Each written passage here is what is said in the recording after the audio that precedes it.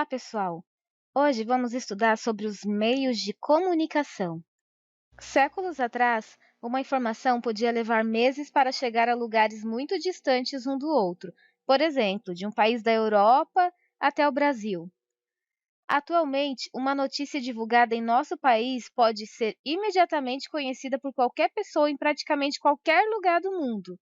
Isso é possível devido ao desenvolvimento tecnológico dos meios de comunicação. No passado, por ser um país de dimensões continentais, o Brasil enfrentava a lentidão na circulação de informações. À medida que os meios e a tecnologia de comunicação foram se desenvolvendo, essa situação melhorou muito. Pessoas, empresas e órgãos do governo de diversas partes do país passaram a interagir com maior facilidade e rapidez. Isso mostra a importância dos meios de comunicação para a integração nacional. Para receber e enviar mensagens, há vários meios de comunicação. As cartas, os e-mails e o telefone, por exemplo, são importantes meios de comunicação pessoal. Existem ainda meios de comunicação como o rádio, a televisão, a internet e os jornais, que possibilitam enviar mensagens para um grande número de pessoas ao mesmo tempo. Esses são os meios de comunicações de massa. O jornal impresso existe no Brasil desde o início do século XIX. Há jornais que circulam no país inteiro e outros em apenas alguns municípios ou mesmo em bairros.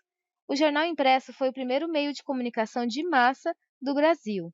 Devido ao desenvolvimento de outros meios de comunicação, discute-se hoje se o jornal impresso continuará a existir. A internet, por exemplo, consegue fornecer informações imediatamente, o que os jornais impressos não são capazes de fazer. O rádio é outro meio de comunicação de massa tradicional, utilizado no Brasil desde a época de 1920. Nesse período e nas décadas seguintes, era comum as famílias se reunirem para ouvir radionovelas e noticiários. Atualmente, o rádio é bastante usado para a transmissão de notícias e de músicas. A televisão teve início no Brasil nos anos de 1950. Porém, ela só se popularizou a partir da década de 1970, porque era um eletrodoméstico muito caro na época. Hoje, ela é o principal meio de comunicação de massa do Brasil. Isso se deve à sua capacidade de transmitir programas artísticos, informativos e educativos, utilizando imagens e som para praticamente todo o território brasileiro. O telefone foi inventado em 1876 e chegou no Brasil ainda no século XIX. Naquela época, só um número muito pequeno de pessoas podia ter acesso a essa inovação. Em geral, é isso que costuma acontecer quando surge uma invenção. O produto é inicialmente caro e acessível apenas a poucos que podem pagar por ele. Atualmente, no Brasil, o telefone é acessível à maioria da população. Os celulares começaram a ser utilizados no Brasil no início da década de 1990. Desde então, a quantidade de telefones móveis em uso no país vem crescendo. Hoje, a grande parte dos aparelhos disponíveis no mercado tem múltiplas funções. Além da ligação telefônica, é possível navegar pela internet, assistir a canais de televisão, ouvir estações de rádio, fotografar, produzir vídeos e muitas outras aplicações. A internet é uma rede que interliga aparelhos como computadores e celulares e funciona por meio de cabos, antenas ou satélites, que possibilitam enviar e receber dados. Pessoas das mais diversas partes do mundo acessam a internet. Pela internet é possível trocar mensagens, interagir em redes sociais, ler notícias, fazer pesquisas, participar dos jogos com pessoas de vários lugares ao mesmo tempo, comprar e vender produtos e serviços, assistir vídeos e muitas outras coisas. Meios de comunicação.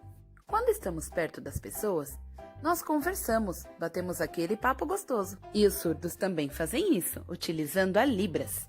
Mas e quando não estamos perto das pessoas? Como fazemos para nos comunicar?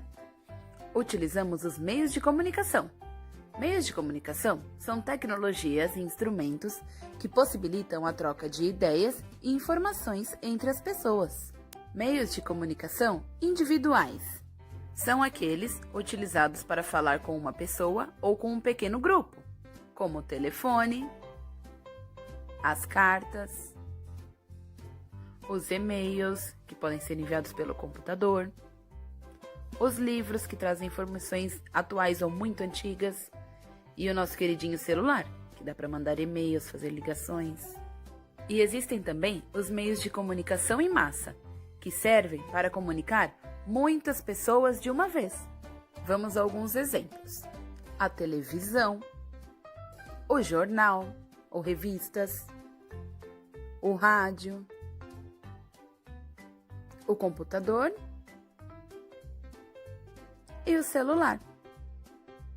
Como vocês puderam reparar, tanto o computador quanto o celular, eles aparecem nos dois tipos de meios de comunicação.